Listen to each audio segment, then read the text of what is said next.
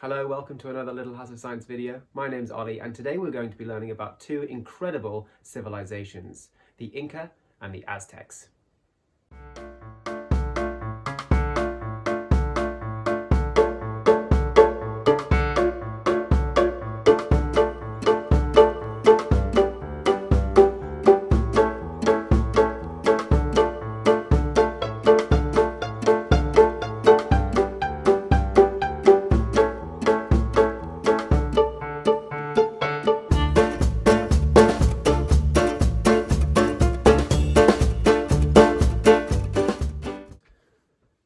The story of the Inca begins with Manco Capac, the first of the great kings of the empire. They were also called the Sapa Inca, which means mighty ones.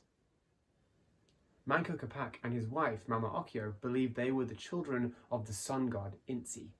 According to legend, Manco Capac sank his golden spear into the ground at a point that would one day become their capital city called Cusco. Cusco today is still the capital of the country Peru.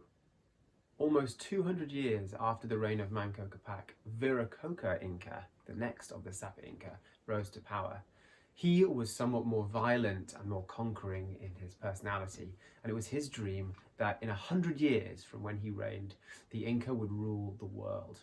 So this occurred in around 1410, and this is really when the Inca Empire got going. Viracocha's son, Pachacuti, decided to go on an era of conquest, and within 3 generations, the Inca Empire spread from the entirety, almost the entirety, of the western coast of South America, from Ecuador in the north all the way down to Chile in the south. Although the Inca people themselves never numbered more than 100,000 people, around 12 million people lived and thrived in their enormous empire. What makes the Inca Empire so interesting to historians and scientists is their completely unique way of running a civilization. The Inca had no money, they had no written language, they had never invented the wheel, and what's more, they had no draft animals like horses to move their possessions around. They did all of their moving on foot and using animals like llamas and alpacas. To connect their enormous empire, they built a mighty road from one side, wiggling its way all the way down to the south side of their empire. This road was the biggest road ever created in the world. It was approximately 40,000 kilometers long. That is wider than the circumference of planet Earth. Perhaps the most important jewel of the Inca Empire was the settlement Machu Picchu, which we believe Pachacuti built as a sort of holiday retreat. And in this place, around 300 people would live and work to provide a luxury place for the Sapa Inca to live and go on holiday. Interestingly, Machu Picchu was built out of the rock of the mountain itself. So this settlement was high up in the mountains. Although it was only 50 miles away from Cusco, it wasn't discovered until only around 100 years ago. This stone-built settlement had no mortar between the bricks. So instead of using a sort of rock glue to stick their bricks together, the Inca would use perfectly fitting slabs of rock, fitting them together almost like a jigsaw puzzle. Some of the spaces between the rocks were so thin that you wouldn't even be able to slide a piece of paper between them. Speaking of paper, we mentioned that the Inca never had a written language. Instead, it is believed that their language consisted of knots on a piece of string. This was known as Quipu, and it could be worn around the neck with many strands of string, each displaying a certain different type of information. Now, interestingly, archaeologists have not yet been able to decipher what these different knots meant. The only thing they've figured out so far is a basic numerical system. So 1 knot for the number 1, 2 knots for the number 2, and so on. But most of what Quipu meant still remains a mystery to this day. Perhaps one of the most famous relics of the Inca Empire that still survives today is their music. So people of Peru today still play the panpipes. Panpipes are 5 to 10 separate tubes of wood, each one slightly longer than the one before. The length of the tube will give you a different note if blown across. Now, to make your own panpipes, you can use wooden or paper or plastic straws, bind them together with tape, and plug the ends. I've used clay to plug the ends of mine, but you can also use masking tape to squeeze the ends closed. Then if you blow across the top, sort of like playing a flute, Each different pipe will make a different note. Making sure that they are the correct sizes will give you proper true notes as you play. So this is a nice, interesting thing to make if you're interested in the music of the Inca Empire.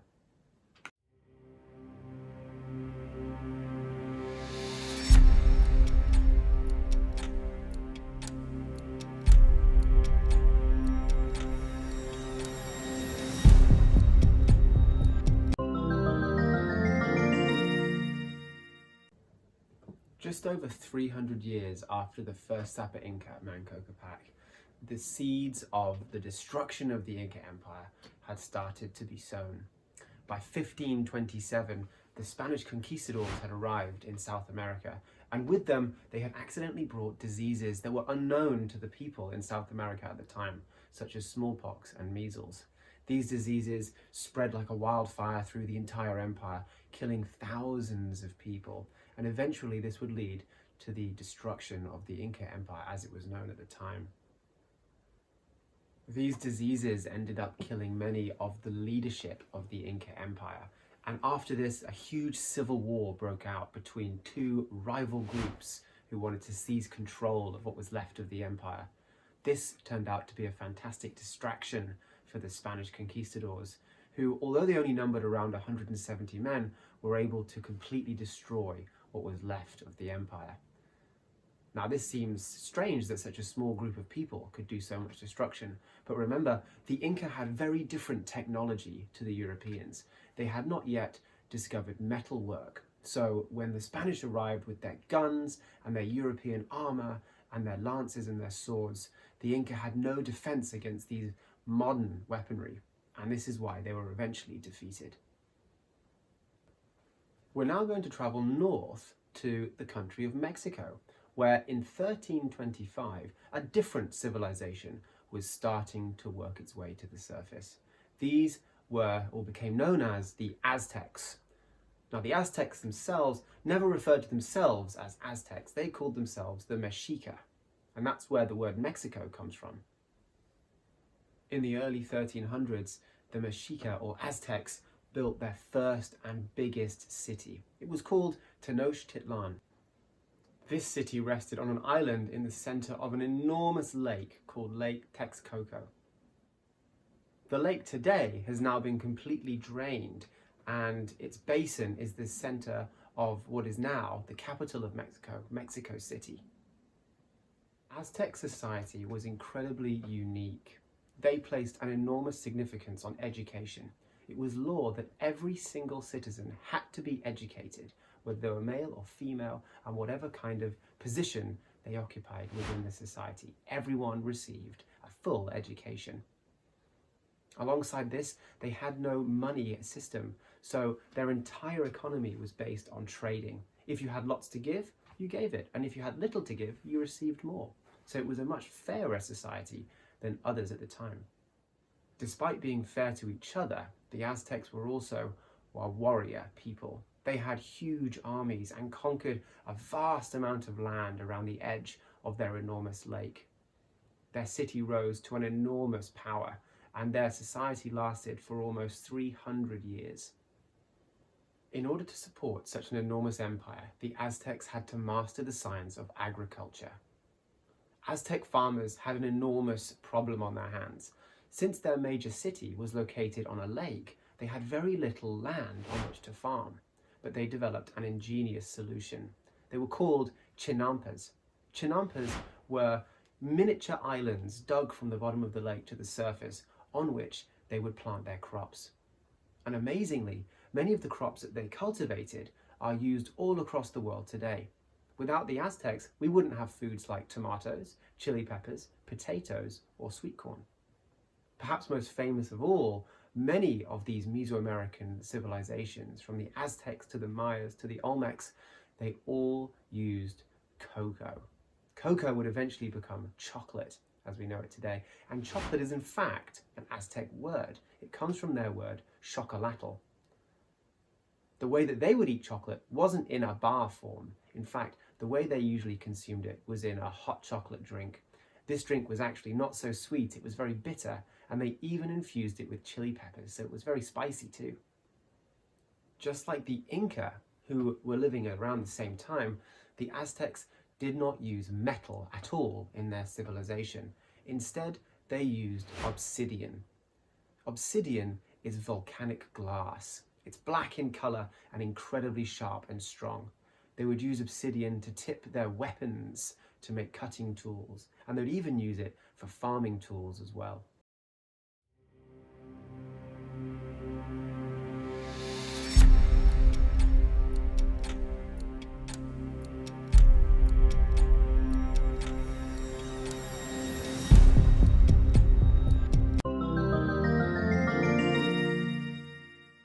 The Aztecs were great traders, and they weren't always conquering people left and right. They also had amazing relationships with other peoples who lived in the areas, and one of the most expensive and most useful of goods that they traded in was rubber. Rubber is used for all sorts of things today, from car tires to the soles of our shoes, but back then they had all sorts of uses for it too.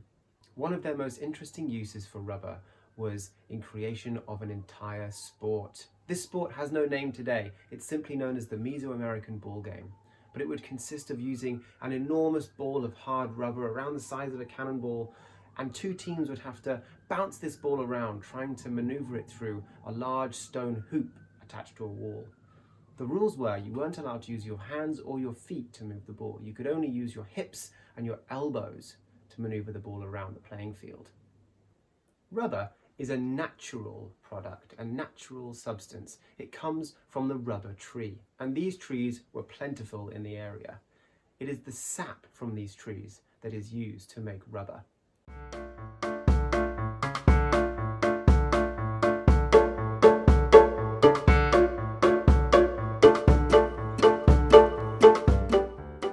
Natural rubber is sometimes called latex, and interestingly, around 10% of flowering plant species produce some form of latex. These plants produce latex as a way of defense. It prevents herbivores from eating them quite as easily.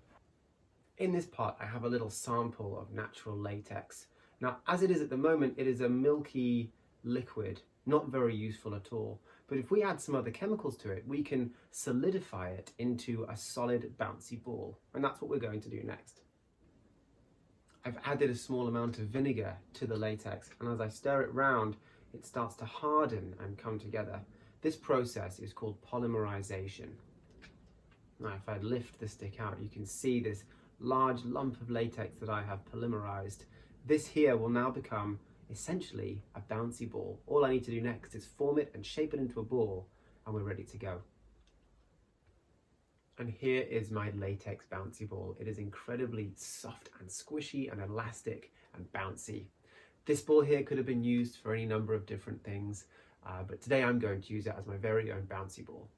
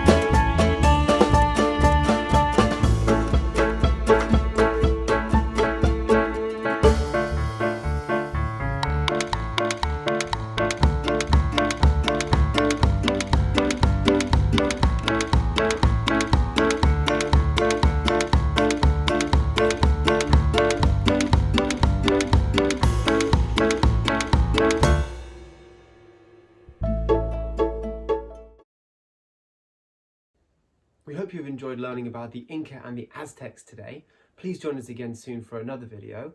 If you enjoyed this video, don't forget to hit like and subscribe to our channel, and we hope to see you again for more videos in the future.